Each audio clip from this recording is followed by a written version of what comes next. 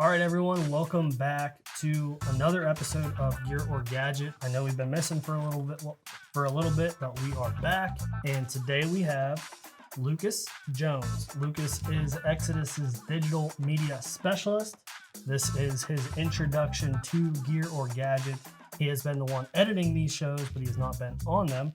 So you're familiar with the word, you're familiar with the rules. Yes, I am. But people watching might not be. So rule number one, if you use the term game changer, you're exiled from the show and from the office. I'm sorry, Lucas, you'll lose your job. If rule number two, we're not here to brand bash any company.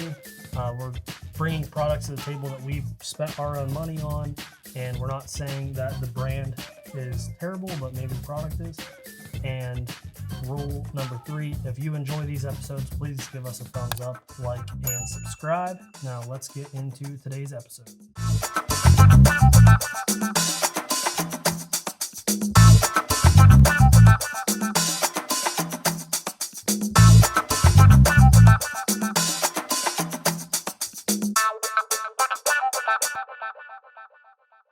All right, I'll kick things off. As people are familiar with the show, familiar with our podcast, familiar with the content, know that Cameron's 100% saddle guy. Like, you're in a saddle, start to finish, unless you're hunting on the ground. Yep. I'm kind of not solely into saddles, not solely into tree stands. Like, I think there's a use case for everything. But what I brought in is part of my saddle setup, and the specific product is the Kong Duck, which is an ascender. And this little thing is something that, again, this is one of the products that you turned me on to, because we were talking about ascenders and, adjusting your tether one hand, taking the weight off on, and I was just like, there's no need to spend $70 on something like that. You can use a Prusik tender. There's some different things you could do there with knots, some friction knots, where you don't need this mechanical device. And I fought it. And after about 4 weeks of watching Cameron use this effortlessly and watching myself struggle, I decided to bite the bullet and spend the $70 on it.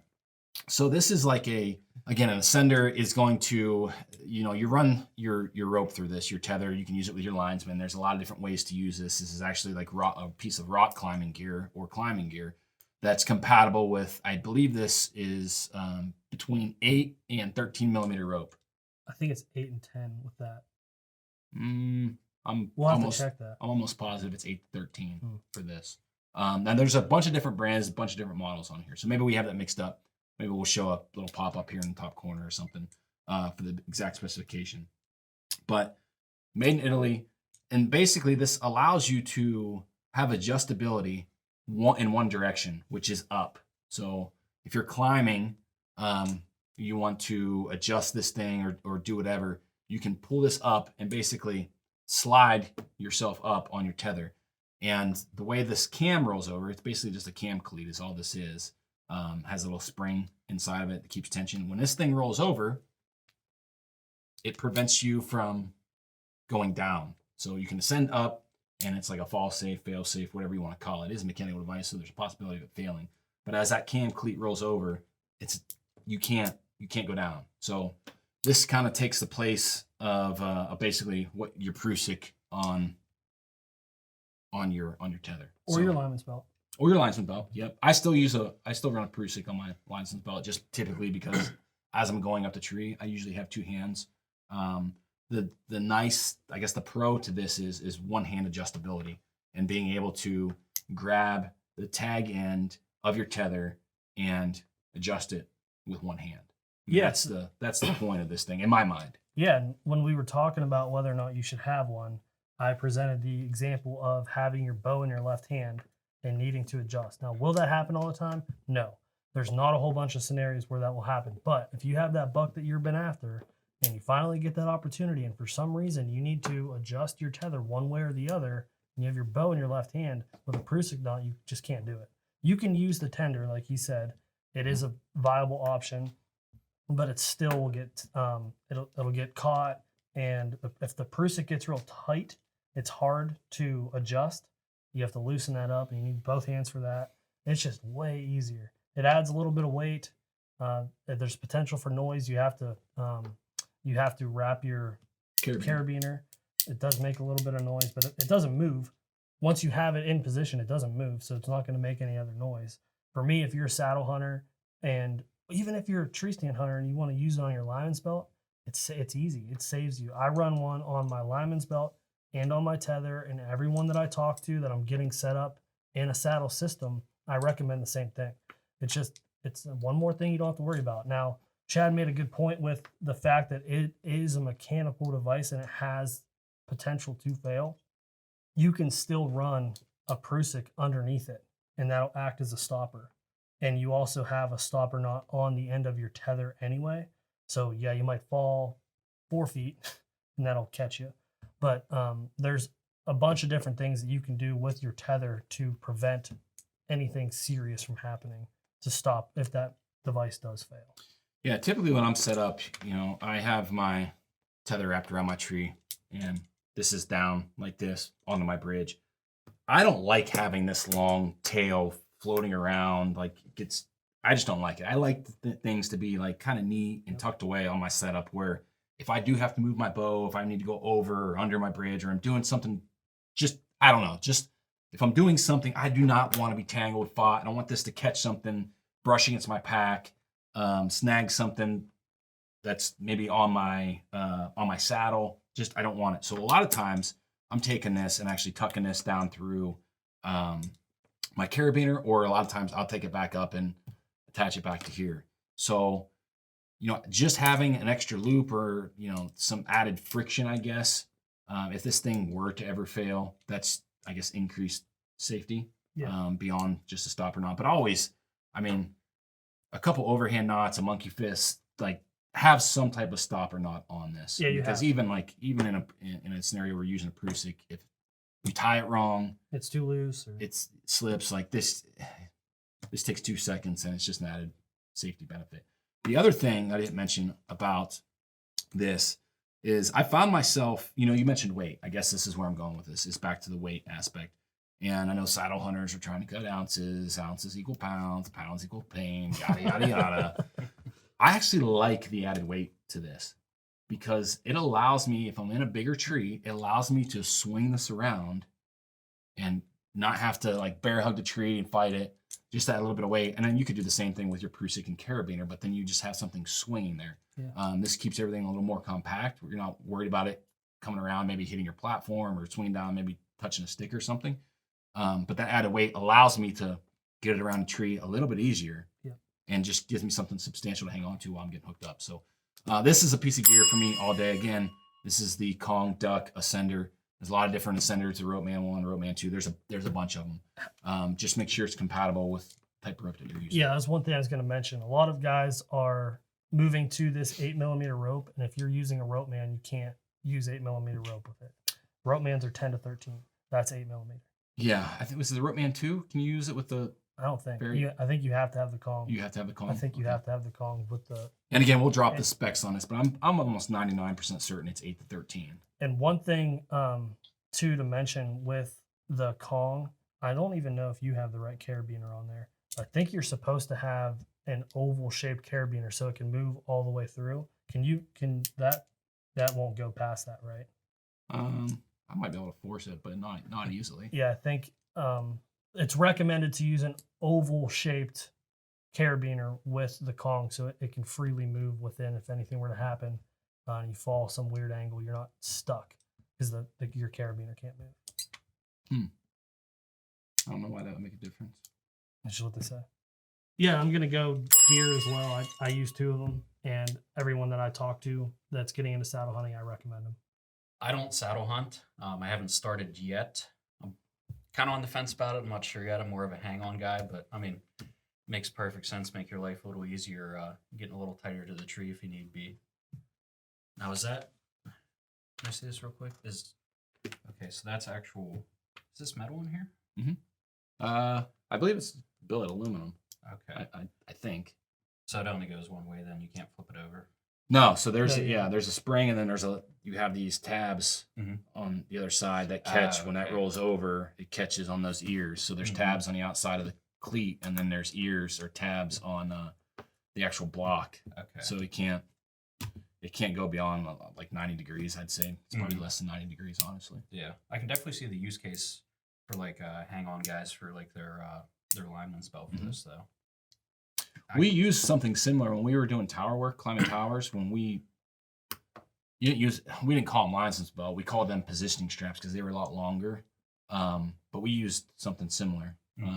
Not the same exact product, but we used I guess we used an ascender in that because you'd be hanging out working and you need to adjust yourself. And one arm adjustment. What'd you bring in? All right. So before I get into the product I brought today, I grew up in an archery shop, so any gear or gimmick that's been out there, most likely I've seen it come through those doors. Today I brought in a product called Gumoflage. So growing up in my grandfather's archery shop, he always had these sitting on the counter. I don't know, I guess a rep came in one day and pitched them on it, and that was about 15 years ago, and we still have like 3 full bags of it sitting in his basement. So Gumoflage, pretty much what it's advertised as is scent eliminator for your breath, and it says right on the package your body scent. Not really sure how gum affects that, but it comes in alfalfa honey, Let me try some of this. apple, and original flavor. So you just chew this thing, and they're telling you that it comes out your pores. Apparently, I tried to do some research on it the other day online. I didn't find anything, so I'd guess it was discontinued. I could see that being discontinued. Yeah. I mean, 5 calories per serving. yeah. On the package, I mean, mine, the original says it contains chlorophyll and real pine oil. Says the real pine oil and antimicrobials will immediately neutralize breath odor where up to 80% of your scent is emitted. And then the chlorophyll is supposed to help eliminate breath and body odor. Not to be confused with chloroform. So, I mean, Inside joke. The scent prevention system. I'm out. Yeah. I think that I've seen everything now. Yeah. I've seen it all. I've seen it all. I've seen like there are some companies that have like scent-free toothpaste and like stuff that you can spray in your mouth like while you're hunting, and this takes it to a whole other level. Taste, it's not bad. Oh, it tastes good. I always took the apple with me just because I like the taste. Yeah, it's really not bad. Does it actually work? There's no way in hell. No. No. It's patented. This is patent pending. Yeah. I wonder if they ever got the patent. No. I don't know. I would probably. I like where they're going. I mean, that is where a lot of your scent is taken. It comes from, like your head and your breath. But being able to eliminate that, it just ain't happening. No, I don't know. Like when I was in my teenage years hunting, I took this with me. I was like, kind of on the gimmick train, I guess, back then. So had all the cover scents, the dirt sprays. I had this with me. Looking back at it now, like biggest thing is just making sure your wind is right instead of just trying to cover up your human odor. 100%. This is the reason why this show was created. Yes. This says right on it, the chewing gum for hunters that eliminates scent from your breath and body. Everything that is marketed for hunters that has to do something with scent elimination most likely falls in the gimmick category for me. It's marketing. They tell you, if you tell a hunter that something is for them, they're buying it. Hunting soap, hunting laundry detergent, hunting chewing gum, they're buying it. Yeah. Yeah. I think that there's a fine line there. I think that there are, not that I'm advocating for Gumoflage or any, any product similar, But I think that there's a fine line between like supporting the hunting industry and having some of that tax revenue do important things for conservation by buying hunting specific products. But at the end of the day, like if it's marked up 10 times, we'll take the soap example. Like you could buy non-scented soap from Dove. It's like $1.50 a bar. I use it. Me too. It doesn't smell like anything. Just regular white bar soap, like that they used 80 years ago. Yep. Like simple. You could get that with an orange wrapper and a white label with a little icon, wind icon or scent icon, and they're like $7, $8 a bar. Yeah. Yep. Come on. Yeah, that's it's the marketing. It's for hunters. I mean, look at the packaging on this. You got a big buck on it. You got big bold letters, bright colors everywhere. It's saying it's for hunters. It's designed for hunters, not hunting. Yeah. I mean, if this is a gadget that'll never be in my pack. Oh, he throws it. I think it's a gadget. Obviously, gimmick. It doesn't taste bad. It doesn't. Mine tastes like honey. I've already swallowed mine. The flavor's gone. Now, I'm gonna go like the texture, not very good. No. Like it's gonna get pretty. Probably because it's 20 years old. Yeah, that is true. Yeah. Thanks, Lucas. Been sitting in your basement for the last decade. Yeah, I'm going gadget as well. I mean, like I said before, it's designed to sell hunters, not actually affect your hunting. I appreciate it. I appreciate that. Good. Yeah. Good taste, though. Quick side topic. Quick question, 30-second answer. What was the most ridiculous gimmick that you saw come through the shop? Oh. This definitely ranks up there. I'd have to say this is definitely the top. There's some... What about that decoy thing? Which D? Wasn't there like a guy you put in your tree stand? You were looking for it. I've seen that. Or was that you? I've seen that. Was my grandpa used to do that with hay bales. He used to stick my grandfather has had that pitched to him, and he said, "Get the heck out of here with that." I'd either have to say this or like, I mean, back in the 2000s, there was some deer game calls coming out that even 13, 14-year-old me looked at him like, Acorn Cruncher? yes. Yes, that was pitched to him as well, and he was shown the door very quickly because my grandfather would go to ATA every year, and he saw that there, and he, the hell is this? All All right, Cameron, what you got? On that note, I'm going to present something to the table that will help you. This here is my new saddle for 2021. Now, I'm a big saddle guy. It's no secret.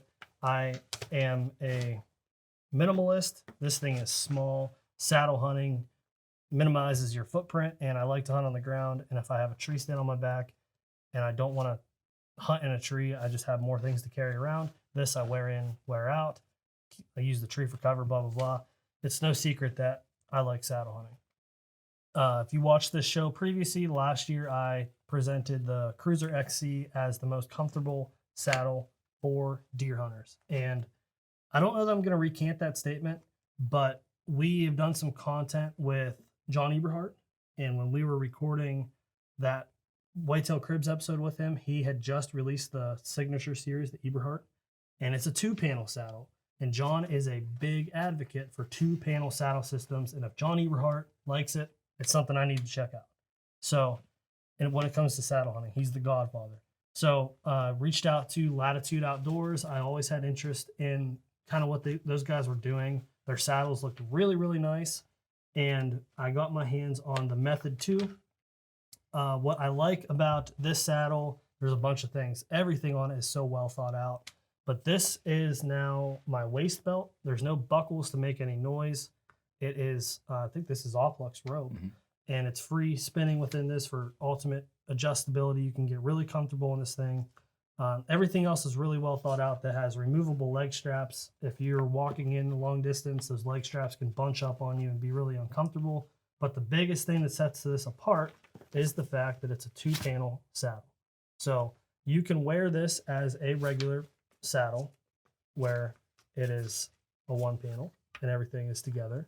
You can wear it really small, or you can adjust it really, really big. And you can, if you're a sitter, if you're a kneeler, if you're a stander, this saddle will work for you. There's some saddles that if you like to stand, there's just too much material. There's some saddles that if you like to kneel, there's not enough material. And the 2-panel saddle system gives you the ultimate adjustability for ultimate comfort. And it's also, so what the Cruiser XC is pleated, which has kind of the same scenario going on here. They want you to have adjustability for comfort. That was limited though, because you could only adjust it so far, and it's either open or closed. There was like not like a middle ground there. And I found myself wearing it open a lot more because I like to sit with my knees against the tree.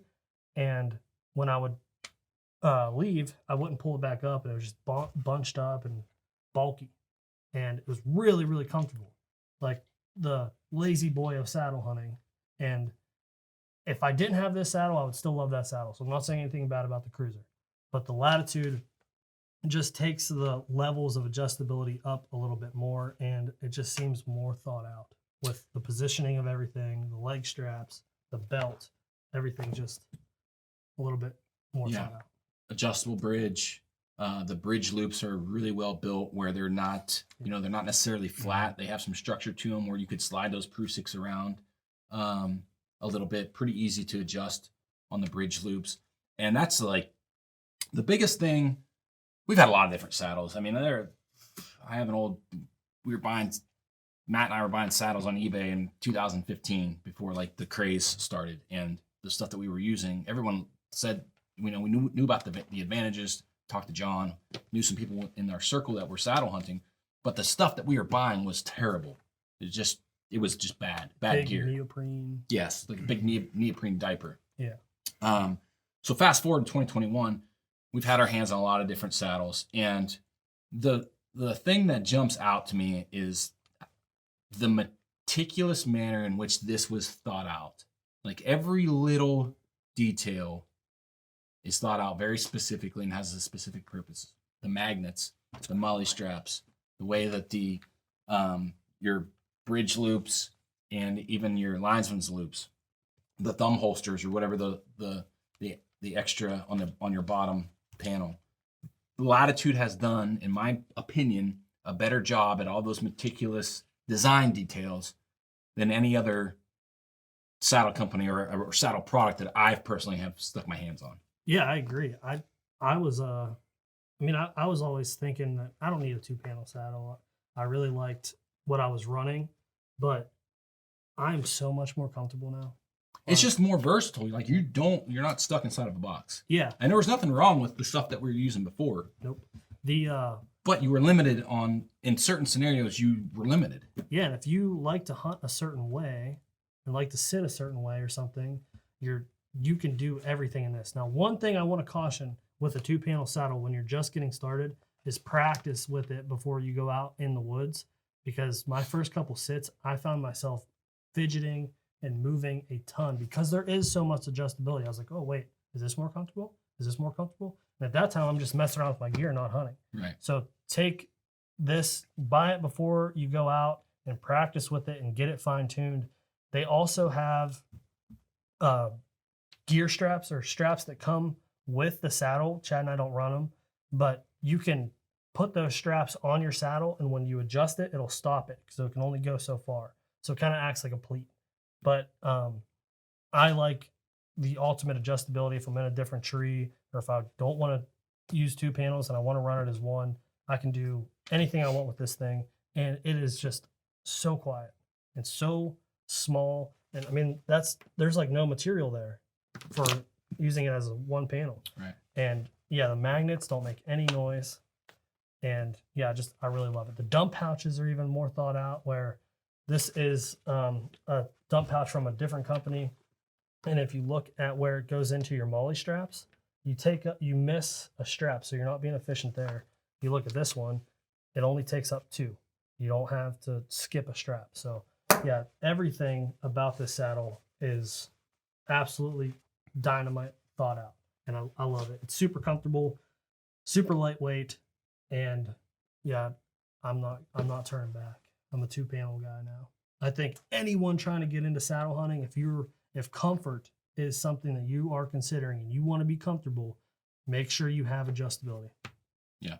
It's from your bridge to your saddle itself. Adjustability is key.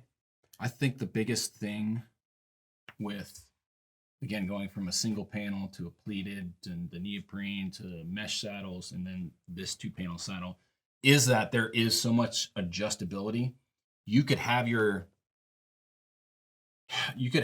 saddle feeling like it is good, and you could still have like a hip pinch. Yeah.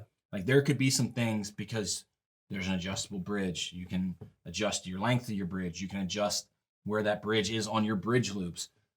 So to your point, not only being familiar with where you're comfortable, make sure you are aware of like where each kind of individual setting or adjustment is applicable with other adjustments within the saddle, because there's a lot going on with that specific product. It's not just, hey, let me throw this thing on and get tied into my tether. I mean, there's a lot of adjustability, and it takes some time. I'm not there yet with mine. I'm dialed. I'm not completely dialed in. There's still some things I need to work on and kind of get 100% comfortable within it. But again, that's me spending time with the actual product, not necessarily the product. Yeah. 100% good. What do you think?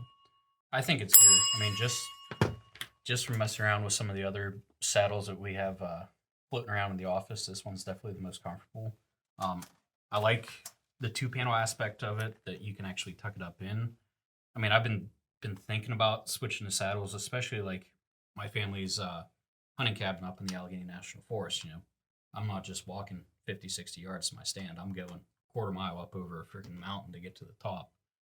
Something like this, that it actually tucks up and connects to the back there, so it's not, slapping the back of your legs as you're walking up that hill. I think that would make life a lot easier.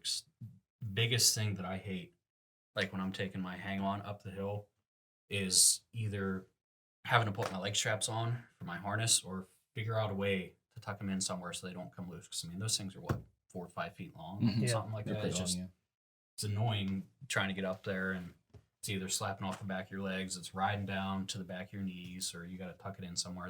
It just seems like this makes life a heck of a lot simpler. Yeah, and that's why this saddle was designed. It was designed for the guy that's getting in and doesn't want to get caught on anything, doesn't want to make any noise. This is completely adjustable. Your bridge is completely adjustable. And all the guys at Latitude, if you look at their YouTube channel and what they're running, everyone, when they're walking in, this is completely cinched down. Mm-hmm. Everything is tight to you. Yep. And slim profile. Yep. Mm-hmm. Everything is tucked in, and they use hair ties to like tie up their tag ends. Everything is super, super slim, and your footprint is really, really minimalized. You're not getting caught on anything. You're not making any noise. And yeah, and it's made in the USA.